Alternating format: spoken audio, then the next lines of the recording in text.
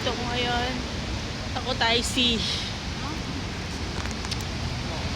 gabi na.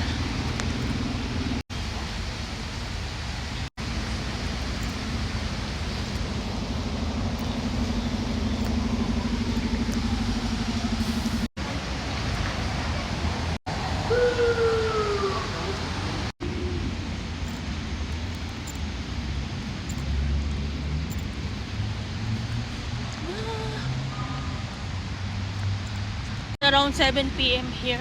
It's not like dark, it's like this only. But it's nice. Ay, ako! Malas talaga ako sa mga tour-tour na yan. Pero sige lang. Hindi naman sa malas, pero ba't umulan? May hair ko basang-basa. Basang-basa lahat.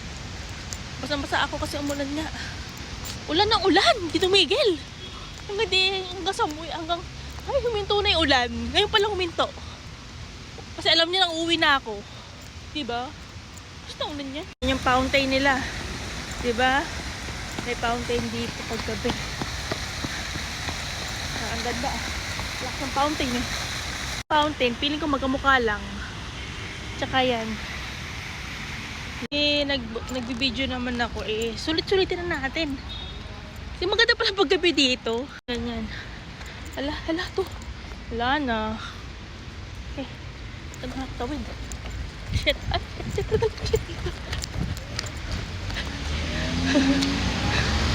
Ano to? Anong lugar to?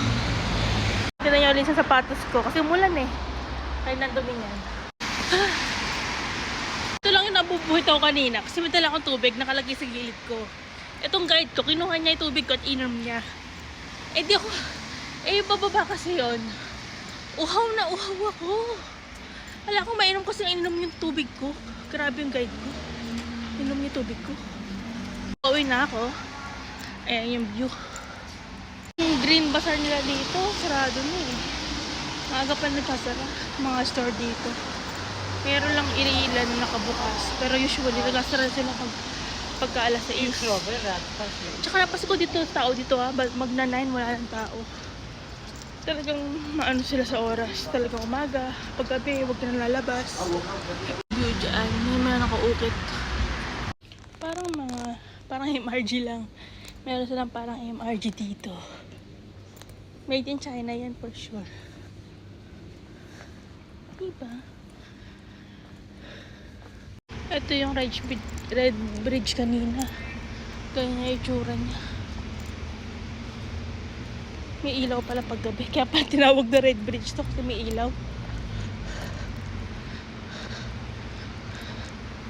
Anong tawag doon sa kabila? Mainam siguro na bukas na lang ako mag-tour. Ano lang siguro. Bukas na lang siguro ako mag-tour. Sure. Basta tour ko kayo bukas. Diba? May libre na mag-tour sa inyo. Bukas ako mag-tour. Wala naman akong gagawin kasi cancel nga yung tour ko. Mag-DIY na lang ako ng tour. Tignan nyo yan, ang klaseng statwa yan. Nakatakot. Char. Parang yung babae, parang hinawakan yung lalaki.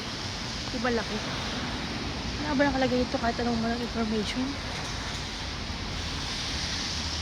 Yan siya. Kasi alam na nilang pauwi na ako eh.